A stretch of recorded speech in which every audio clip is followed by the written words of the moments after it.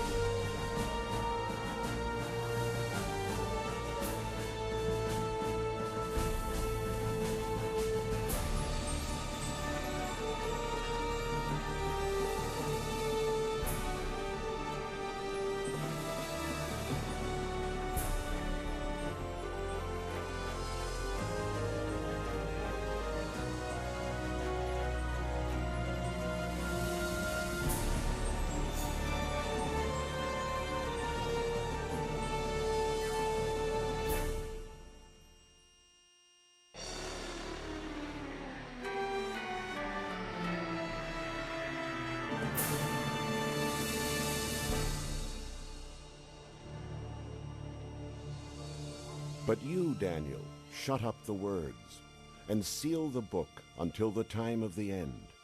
Many shall run to and fro, and knowledge shall increase. The end of the world. Will it ever happen? If so, when? This is one of the most important and mysterious questions of all time. The biblical prophet Daniel clearly predicted that just prior to the end of the world, we'd witness a dramatic increase in knowledge. Has it happened? Consider, for instance, how dramatically modes of transportation have changed in recent times. For 60 centuries, man could travel no faster than the quickest horse. Now voyages that once required months are achieved in minutes. In one generation, the computer revolution has brought about mind-boggling changes that our ancestors could never have even imagined. But an even more accurate interpretation of this verse is that knowledge concerning the prophetic books would increase. And as predicted, this has happened too.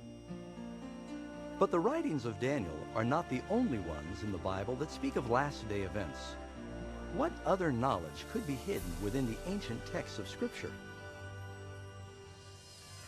And you will hear of wars and rumors of wars. See that you are not troubled, for all these things must come to pass. But the end is not yet. And there will be famines, pestilences, and earthquakes in various places. All these are the beginning of sorrows. One can quickly look around the globe and see that both political and natural forces have made the modern world an increasingly dangerous place to live. Think about it. Within the last 100 years, the world has had to endure 2 world wars and numerous other major conflicts, not to mention the rise of international terrorism. Add to this the marked increase in deadly natural disasters, including earthquakes, fires, floods, tornadoes, killer storms, and bizarre weather, all continuing to wreak havoc on planet Earth. Amazingly, the Apostle John predicted that another sign of the last days would be man's ability to destroy the planet. In Revelation 11, verse 18, he said, "The time would come when God would destroy those who destroy the earth."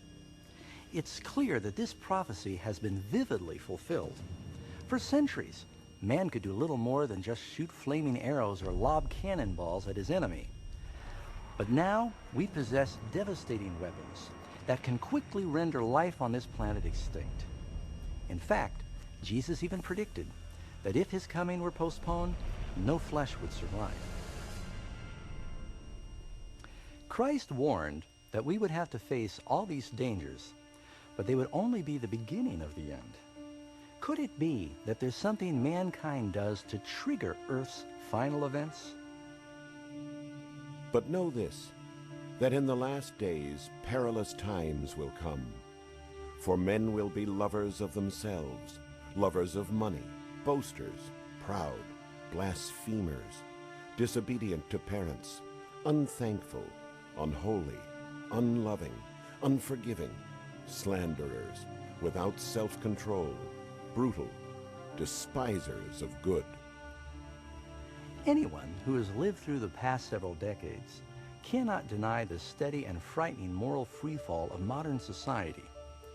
Each generation continually pushes the envelope of acceptable behavior. As a result, each succeeding generation operates under a lower moral standard than the one before. And unfortunately, there appears to be no end to this shameful trend. In Noah's day, chronic moral decay led to global destruction from a flood. In Lot's time, the perverted depravity of Sodom and Gomorrah led to the annihilation of these cities by fire from heaven. As it was also in the days of Lot. They ate, they drank, they bought, they sold, they planted, they built. But on the day that Lot went out of Sodom, it rained fire and brimstone from heaven and destroyed them all. Even so will it be in the day when the Son of Man is revealed. And so in our day, could it be that rampant immorality and perversion will once again call down judgments from heaven?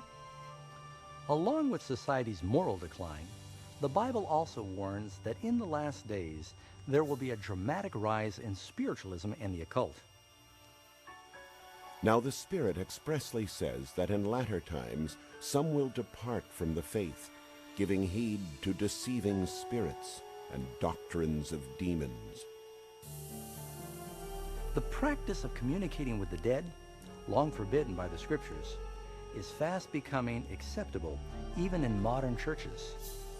Television programs and movies featuring witchcraft and the occult themes have become extremely popular, especially among the young people.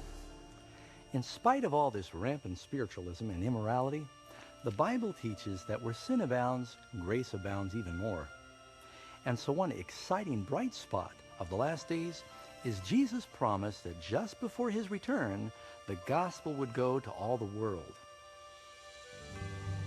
And this gospel of the kingdom will be preached in all the world as a witness to all the nations, and then the end will come.